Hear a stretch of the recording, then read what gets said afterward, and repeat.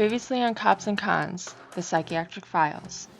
I mean, I get what happened. I accepted it. I'm dealing with it. Yeah, but those 3 scotch bottles, that's not the best way of dealing with losing a partner.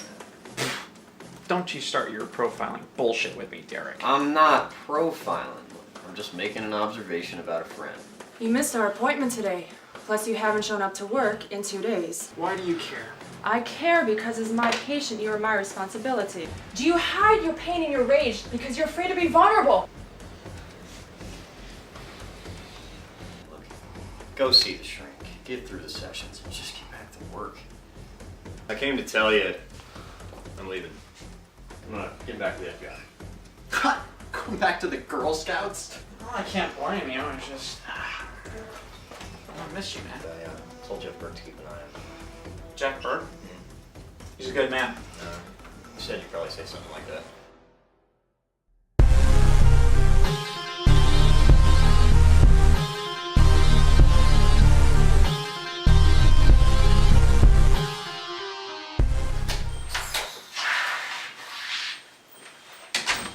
You're early. My way of making up for last week. I see. I also wanted to apologize. Apology accepted.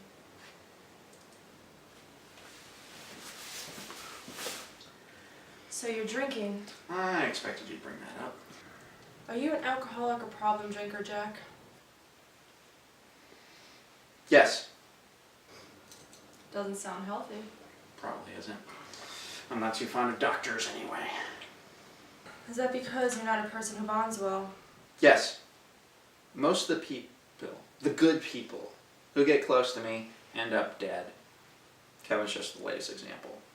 Well, you obviously don't hate people. How do you figure that? Your choice of work. It's more than just simple revenge. You want to help people that are in trouble.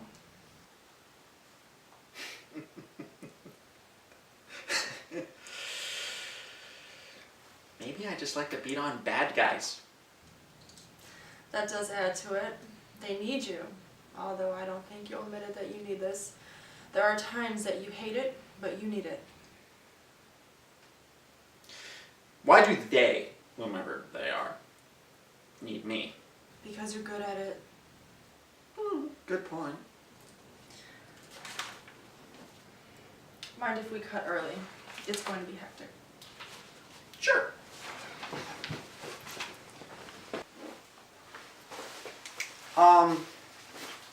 Last week, our kiss. Do you regret it? Are you going to shove me onto the couch again? No. Just don't lie to me. You don't lie very well. I hope that's meant as a compliment. And, no. No, I didn't. Did you? No. Going along with that, mind if I take you out to dinner to apologize for roughing you up? Like a date? Well, you could call it that. I mean, we only have 1 session left. Are you going to let me in? You've been in my home. You're a lot closer than most people have gotten. Let me think about it, and we'll talk about it next week. Fair enough.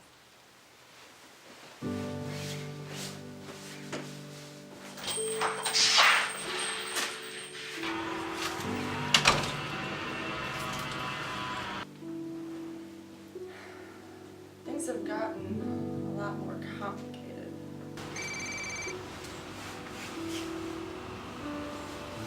Hey, Jeff. Yeah. Want to do coffee?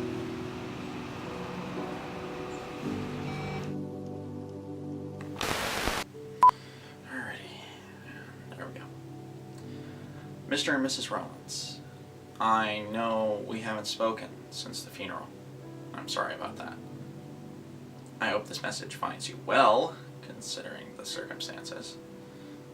As you know, I was asked to speak at Kevin's service, and I declined.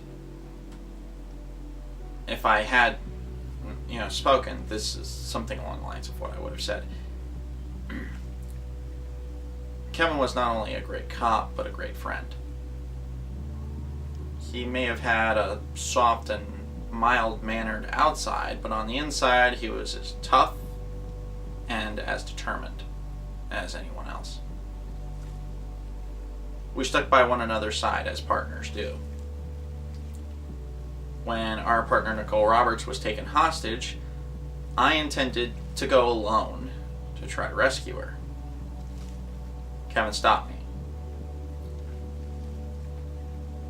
and told me that partners go in together. We stick it out until one of us goes down. I wish it had been me. But the best thing I can do is to move on and do my job as I would have expected of him. Well, it would have been something like that. I'm currently seeing a psychologist. That is weird there, to say the least.